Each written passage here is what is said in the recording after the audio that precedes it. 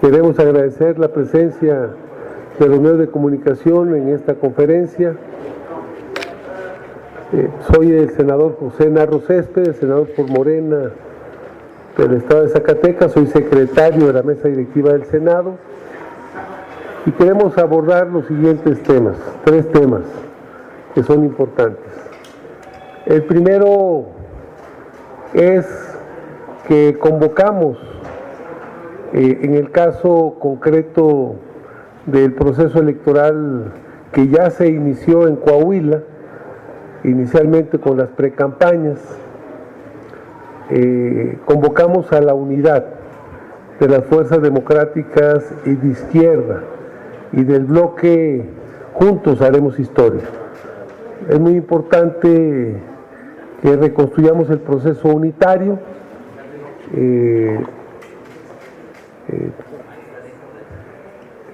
para elevar la posibilidad de construir un escenario que permita que ganemos esa elección. Estas elecciones locales del 23 son el preámbulo de la elección federal del 24 y es muy importante para nosotros, para Morena y para la coalición Juntos Haremos Historia, construir un escenario ganador para este año. Entonces convocamos a la unidad y planteamos que nosotros en lo particular, en lo personal, vamos a ir con nuestro partido, con Morena, y con el proyecto del presidente de la Cuarta Transformación. Es importante que no construyamos escenarios de división, que al final le den condiciones a la oposición, al bloque de contención, para ganar o para ganarnos en ese estado la elección.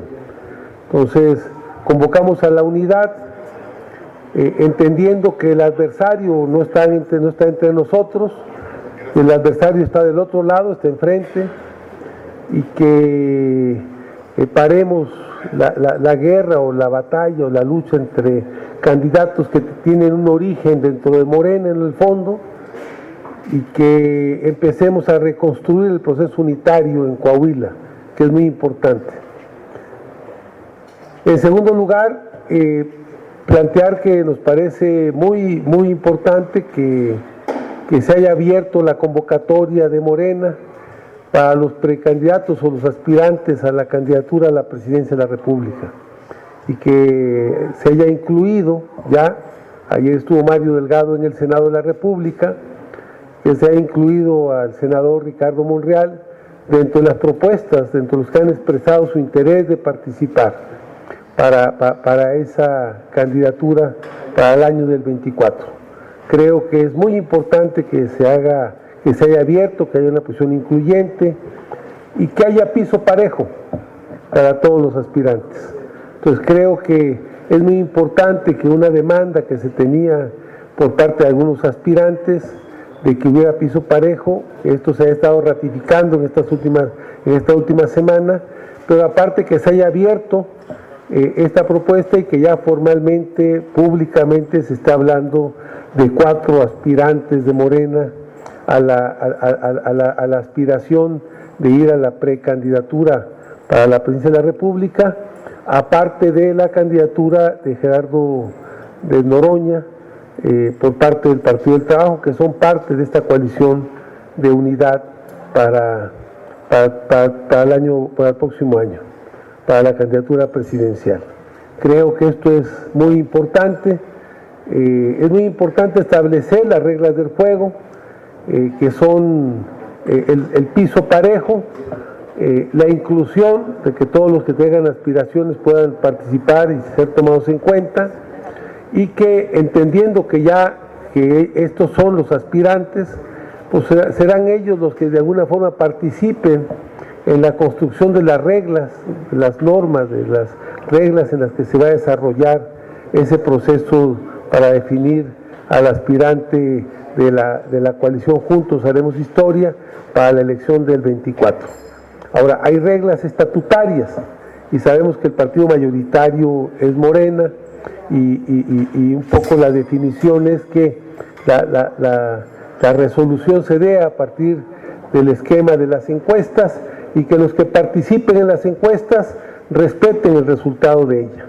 Esto es muy importante. Entonces, es un poco el problema que se presentó en Coahuila, porque entendemos que se suscribió un convenio, un acuerdo, que los aspirantes plantearon que si perdían iban a sumarse con el candidato ganador, y eso no sucedió en el fondo en Coahuila. Entonces nosotros aspiramos a que eso, que ahora en la elección, en la selección para candidato a la presidencia de la República, esto se construye.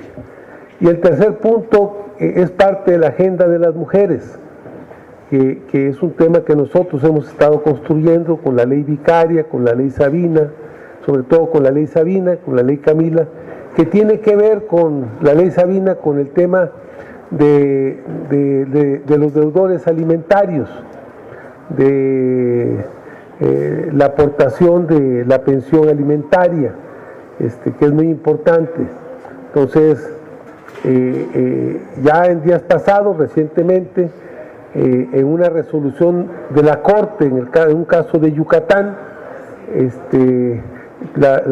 se votó este tema de la pensión alimentaria para que aquellos que sean deudores alimentarios, confesos, que tengan sentencias sobre el tema, no puedan ser aspirantes a candidatos de elección si no resuelven su tema de pensión alimentaria. O sea, si no... Entonces, esto es muy importante.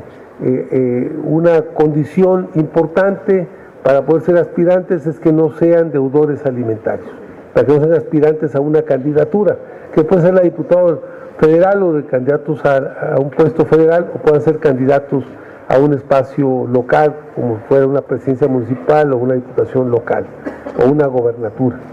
La Corte resolvió este tema, una ponencia, una propuesta que presentó la segunda sala, que está presidida por el ministro Alberto Pérez Dayán, y que se resolvió y se votó 9 votos a favor con 2 votos en contra.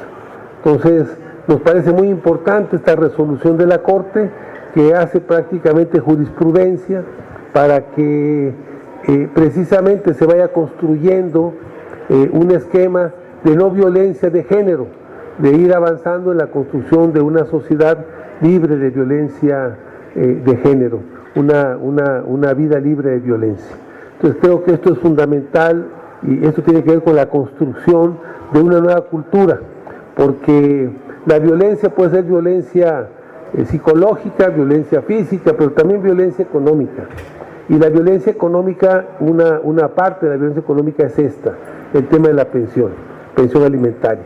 No hacerse cargo, al final esta resolución salvaguarda, pone en primer orden, en primer lugar, el derecho de las infancias, que esto es muy importante, el derecho de las infancias a poder contar con condiciones para vivir con dignidad y con decoro y resolver y tener resueltas sus necesidades básicas, a partir de que pueden contar las infancias con este tema de la pensión alimentaria a favor de ellos. Esto es muy importante. Y que no sean los niños, las infancias, los que sean las víctimas de los problemas entre la pareja, entre el matrimonio, sean las víctimas, al final los paganos de las dificultades o los problemas que tengamos nosotros, los adultos o los mayores o las parejas. Entonces esto es muy importante. Creo que esta resolución genera una condición diferente para el país, y se avanza en la construcción de ir avanzando en la construcción de una vida libre de violencia, no nada más de género, sino también hacia las infancias, porque también los que sufren la violencia de las infancias son los niños. Acaba de llegar nuestra compañera Frida Gómez, que es una de las dirigentes de los colectivos de mujeres, que junto con la compañera Diana Luz y otras más, a través de esta propuesta que se presentó ya como la ley Sabina, se está discutiendo en el Congreso. Y entonces vamos a pedir a la compañera Frida, que es parte de estos colectivos que han llevado a la Corte este tema de la pensión alimentaria y la han llevado también al Congreso de la Unión, No nada más queremos que se incluya el tema de la violencia económica como parte de una vida libre de violencia, sino que haya medidas coercitivas, como es lo que se está planteando, para que se obligue precisamente a que se cumpla con este tipo de resolutivos y no quede como una declaración únicamente en lo general. Adelante, Frida.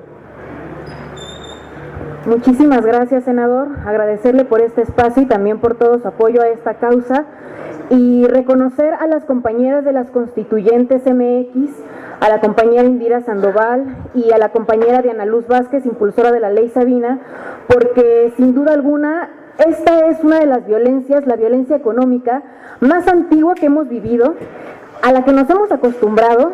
Todas y todos conocemos a un hombre que tiene hijas e hijos, pero que no se hace responsable, y al mismo tiempo es una de las violencias más toleradas. Y hacia allá es el paso que se da con esta resolución. Lo que la Suprema Corte resuelve en una sesión histórica es en reconocer que para que una persona cumpla con el requisito de ser honesta y con ser elegible para acceder a cualquier cargo, tanto de elección popular como de designación o de concurso, tiene que ser una persona que se haga responsable de sus hijas y sus hijos.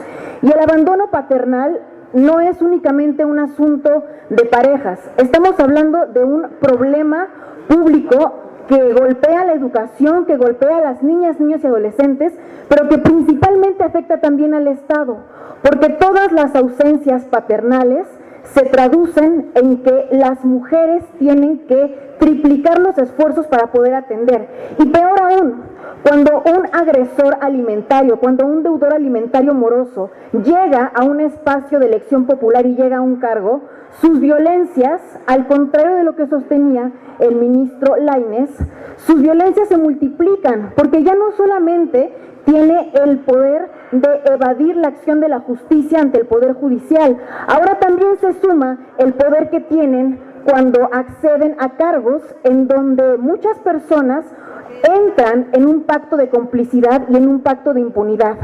Estas reformas que se han presentado para acotar en las legislaciones estatales y restringir que los hombres deudores alimentarios no puedan acceder al poder, ya están presentadas en más de 10 entidades.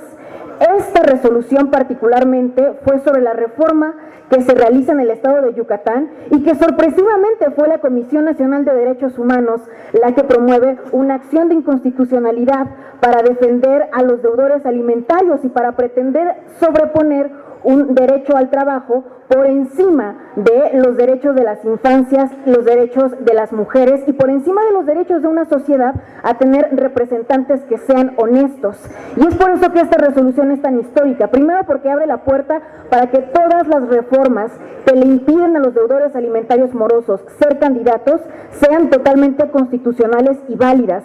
Segundo, porque es una invitación y prácticamente una obligación de todas las entidades reconocer que para que una persona sea reconocida como honesta, no puede ser deudor alimentario. Y tercero, porque implica también que el Estado asume su parte en toda la dinámica familiar y asume que permitirle a los deudores alimentarios ingresar al poder es violentar a las mujeres.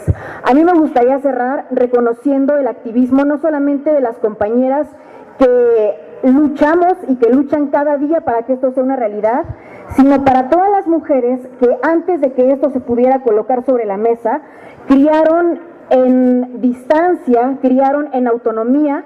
Y ojo, porque la maternidad soltera ha sido estigmatizada en todos los espacios, tanto en los espacios públicos como en los espacios universitarios. Hoy en día, una mujer soltera que es madre tiene el triple de obstáculos para lograr terminar una carrera. Hoy en día, para tener un empleo, se les pide a las madres que críen como si no tuvieran hijos y al mismo tiempo se les pide a las trabajadoras que trabajen como si fuese su dedicación de tiempo completo, y las madres que están en soltería, que quieren acceder a universidades, aún no tienen en las universidades espacios para que sus infancias puedan estar. No hay estancias infantiles en las universidades para que una mujer mujer pueda acabar una carrera. No hay estancias infantiles para que una mujer pueda ejercer su profesión al mismo tiempo que materna. Y la carencia que se le causa a las niñas y a los niños hoy está sobre la mesa. Así es que este triunfo es un triunfo feminista que abre la puerta y que encamina al Estado de Derecho feminista que va a proteger principalmente a las infancias, pero también es el triunfo de todas las mujeres que nos criaron en soltería, que no son pocas. 35 millones de hogares tienen a una mujer como jefa de familia y en donde no reciben ni un peso de apoyo de los hombres. Y nos vamos un paso adelante. No solamente la presencia paternal se trata de dinero. Los hombres han abandonado sus obligaciones psicoemocionales con las infancias y han abandonado económicamente. Y cuando hay entidades que están en contra del aborto, es cuando les decimos, ¿y por qué a las mujeres no se les permite decidir desde antes de que inicie la maternidad? Pero a los hombres sí se les permite abortar cuando ya está una niña o un niño en este mundo. Y de eso se tratan estas disposiciones y estas legislaciones. Se tratan de que todas y todos nos sumemos y que al hermano, al tío, al cuñado, al amigo que conocemos que es un deudor alimentario moroso, lo dejemos de ver con esos ojos comprensivos y que al mismo tiempo los hombres que nos están escuchando y que son deudores alimentarios morosos, sepan que no es una guerra, que se trata de niñas, niños, adolescentes e infancias que tienen necesidades y que no comen, pero no comen con 200 pesos a la semana. Así es que, además de agradecerles, les quiero invitar a que le compartan esta noticia a los deudores alimentarios morosos que conocen, porque seguramente conocen al menos a uno. Si no es porque en nuestras propias casas estuvo ese deudor alimentario. Así es que esta noticia es un logro, es un avance y es algo que definitivamente nos va a garantizar que no haya más agresores en el poder. Y para que también estemos preparadas y preparados, porque la ley 3 de 3 contempla que ningún agresor alimentario, es decir, deudor alimentario moroso, llegue a ningún cargo, pero que tampoco lleguen aquellos que están acusados por violencia sexual y que tampoco lleguen aquellos que estén acusados de haber ejercido violencia feminicida, golpes, violencia doméstica, violencia intrafamiliar. Esto tiene que llegar a todos los estados y por supuesto que también tiene que llegar a nivel federal para que nos evitemos tener agresores que utilizan posteriormente a las instituciones para maltratar, callar y doblegar a las mujeres. Muchísimas gracias, senador, y muchísimas gracias a todas y todos ustedes. Ya. Si hay alguna pregunta. Sí, diputado. Margarita Nicolás, de Cadena Raza.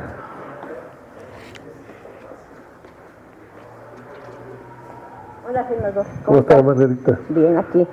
En el caso de lo de Coahuila, pues prácticamente la votación está dividida en tres. Los que van conjuntos hacemos historia. Ahora Ricardo Mejía, que se fue al PT, y él va por México. ¿Ustedes cómo ven aquí la situación para su candidato? ¿Sí ven que va a triunfar con esta división de votos que hay? Y pues aunque Mejía no va a ganar, pero bueno, va a dividir en buena parte la votación. Este llamado que estás haciendo para que vayan juntos en unidad es por todo el revuelo que hay aquí con los presidenciables y de qué forma repercutiría pues en la elección del próximo mes de junio. Y para Frida, si me permites, de esto de la violencia económica, de género, pero ahora en la reforma electoral que se hizo, pues varios ilícitos, irregularidades que estaban sancionadas, pues simple y sencillamente con un disculpe del candidato, pues ya no hay violencia de género, ya no va a haber incluso lo de la pensión alimenticia, que podría no ser causante para que les negaran la candidatura. ¿Cómo le van a hacer ustedes para que en el 2024 se aplique esto y no sea solamente una buena intención por parte de ustedes que están dando esta batalla? Y no sé si están ustedes unidas con esta propuesta que se hizo recientemente de que los deudores alimenticios o quienes o quien pagan una pensión alimenticia antes de salir del país, en caso de que así ocurriera, tienen que dejar una especie como de reserva para que de ahí nada más pues vayan tomando y mientras el otro les manda el dinero, porque también se van y se olvidan de los niños. ¿Qué van a hacer ustedes al respecto? Sobre todo en esto de que varios de los delitos que se tenían contemplados en materia electoral pues pasaron a mejor vida porque ya no se van a sancionar. Pero lo de Coahuila, por favor.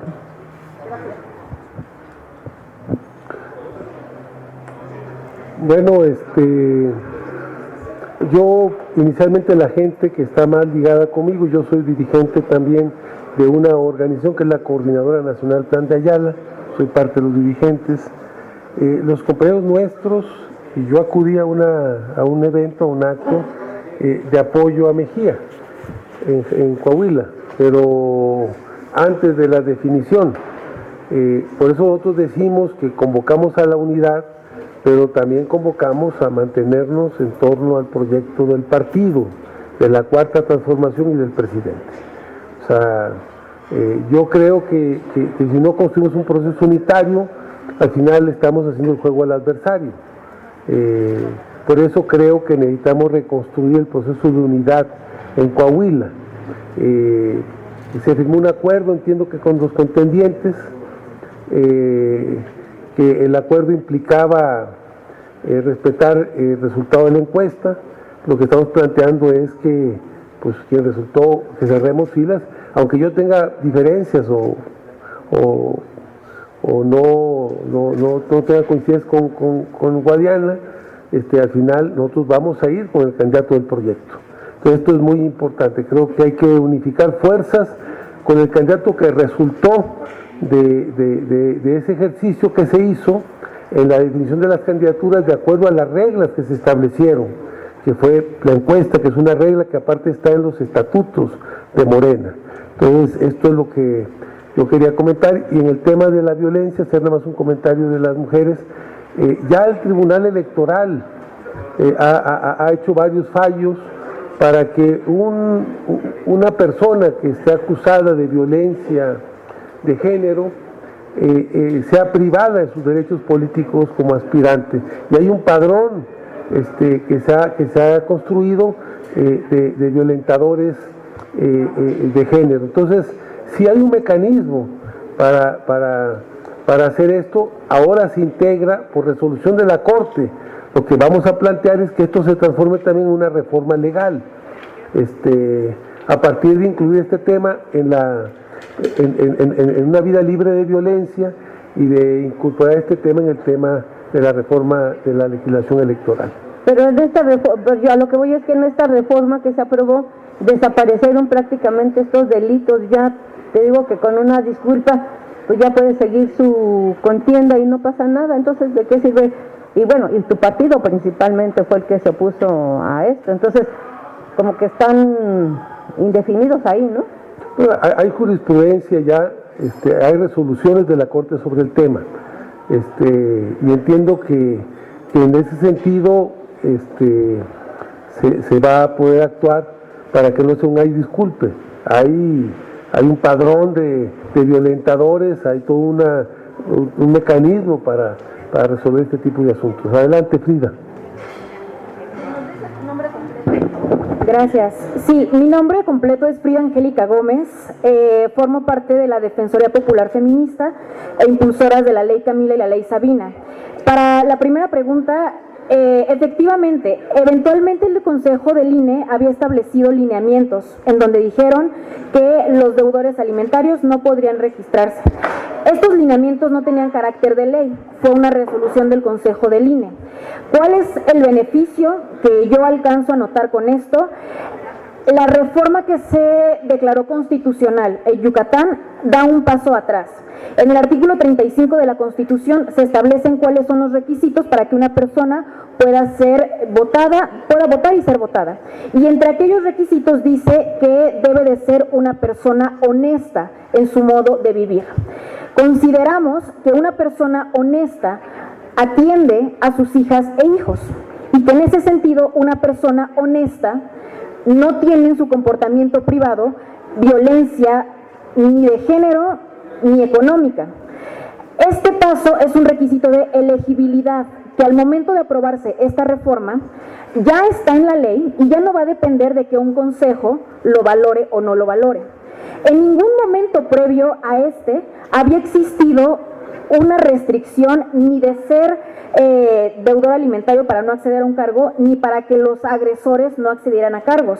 Y hemos observado en procesos previos cómo hombres violentadores accedieron a candidaturas justamente porque esos requisitos no estaban a nivel de ley, era una resolución del Consejo. Hay 3 puntos que son clave. Primero, la reforma electoral del Plan B que se está presentando sí contempla paridad de género y sí contempla atención a las mujeres. 2, estas reformas son impulsadas desde las colectivas feministas y creo que ahí está la clave. Estas reformas son ciudadanas, son populares y vienen de las mujeres. Y 3, ciertamente a veces los partidos políticos tienen agresores entre sus filas y por eso es que existen estas reformas, porque cuando esos agresores llegan al poder, si ya eran agresores en lo local, se convierten en agresores que triplican su poder. Yo podría comprometerme y decirles que las colectivas feministas estamos más unidas que nunca, pero también más hartas que nunca y más cansadas que nunca. Esto se logró a través de presionar en litigio estratégico, porque se presentó una acción de inconstitucionalidad y porque las compañeras tuvieron que salir a defender una reforma que se impulsó. Estamos haciendo trabajo de incidencia y estamos recibiendo muy buena atención. El propio senador José Narro Céspedes nos está apoyando en el impulsar la ley Sabina, que ahí está la segunda respuesta. No solamente la ley Sabina va para que los deudores alimentarios no puedan abandonar el país. ¿Por qué es posible para un deudor alimentario engañar a un juez familiar mientras ocultan ingresos, pero no pueden engañar al SAT, no pueden engañar a la Unidad de Inteligencia Financiera? Y la ley Sabina es una reforma que está planteando que las restricciones a los deudores alimentarios llegue al sistema financiero y que si el SAT detecta discrepancia, por mayor intención que tenga un agresor en ocultar sus ingresos reales, pueda llegar el SAT a tocar la puerta: papito, paga tu pensión alimenticia, porque no le estás pagando y además que te vamos a cobrar la pensión alimenticia, el SAT tendría que estar cobrando una multa, porque las ausencias económicas de los padres en este sexenio se están traduciendo en programas sociales, y hay beca Benito Juárez, y hay programa para atención a las madres solteras, y en qué momento les están cobrando a los hombres todo lo que el Estado tiene que erogar en la irresponsabilidad, porque no estamos hablando a veces de un solo hijo o hija, estamos hablando de hombres que operan en ocasiones sistemáticamente y se vuelven abandonadores profesionales y están en Guanajuato y tienen hijos y los abandonan, y se vienen a la Ciudad de México y tienen hijos y los abandonan, y se van al estado de Michoacán y tienen hijos y los abandonan, y en cada estado tienen a las mamás peleando la pensión en los poderes judiciales mientras que ocultan sus ingresos, pero a la Unidad de Inteligencia Financiera creemos que no la van a poder engañar. La reforma que se plantea a nivel federal con el senador José Narro Céspedes y con el impulso de las activistas Ley Sabina y la atención a las infancias es que del sistema no se pueda salir ningún deudor alimentario. Reconozcamos que este pequeño paso solo es para los que quieren acceder a un cargo público, pero allá afuera hay un chorro de deudores alimentarios que están realizando actividades empresariales, que no son asalariados y que no se puede identificar claramente sus ingresos y que están evadiendo y haciendo fraude a la ley. No son perseguidos, son deudores alimentarios morosos, son agresores de infancia, son agresores económicos. Y a veces nos cuesta trabajo reconocer la violencia cuando no vemos moretones, pero cuando observamos cuántos hombres siguen reproduciendo estas violencias, pues podemos entender que la huella no solamente se queda en los bolsillos de mamá, la huella también se queda en la infancia que tuvo que soportar una educación desde el abandono y en muchas ocasiones una violencia constante de ofensas. Y para cerrar me gustaría puntualizar en algo.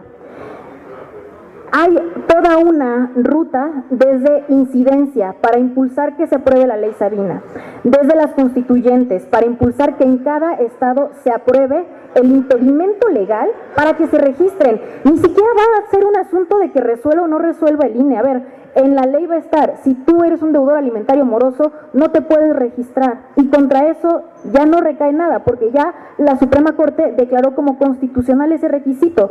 Un deudor alimentario moroso puede pagar su pensión, puede ponerse al corriente, puede garantizar las pensiones futuras y entonces ver si le dan el registro y si le da el tiempo.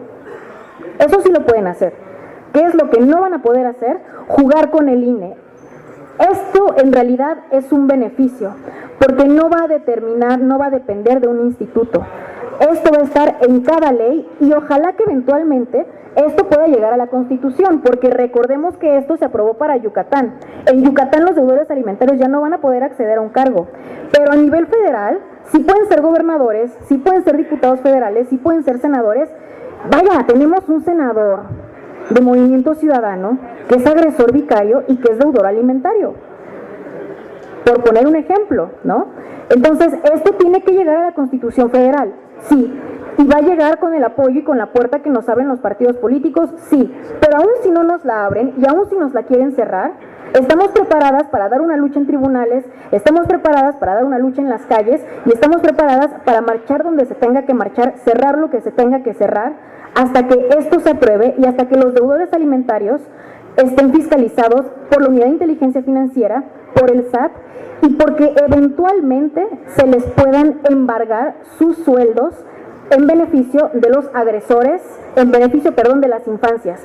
Y solo me quiero despedir con eso. ¿Cómo es posible que en un sistema como el nuestro le abramos la puerta a que un banco embargue sueldos cuando se tiene una deuda, pero no le vayamos a abrir la puerta a que el propio sistema financiero embargue sueldos cuando hay deudas de infancias? Los que son deudores alimentarios morosos eventualmente van a tener que estar en el buró de crédito, y los que son deudores alimentarios morosos eventualmente van a tener que someterse a que si no quieren entregar pensión voluntariamente, va a existir una fuerza que les quite esos ingresos, así como ya existe cuando un juez lo determina. No estamos haciendo nada que sea ilegal, al contrario, queremos que las garantías legales que ya existen se extiendan a todos los espacios, al sistema financiero, al sistema electoral y al sistema de bienestar social, en donde están todos los programas que están recibiendo niñas y niños y que no reciben en lo mínimo de quien tendría que darlos, que es su padre, pero que sí lo están recibiendo por parte del Estado, y qué bueno que así sea. También había un ministro que no daba pensión alimenticia, Tenemos un ministro que no ha dado pensión alimenticia, tenemos senadores que no han dado pensión alimenticia, hemos tenido candidatos que han sido agresores de mujeres acusados de abuso sexual, y ese es el tema. Yo creo que el tema al que tendríamos que llegar es moralizar la vida pública al punto en que no toleremos a ningún agresor de ningún tipo y que no nos quedemos únicamente con una sentencia o con la parte estrictamente leguleya. Un agresor no tendría por qué acceder aunque su partido lo apoye. Gracias. No hay más preguntas, muchas gracias. Muchas gracias a los medios de comunicación que nos acompañaron. Muy buenos días. Gracias.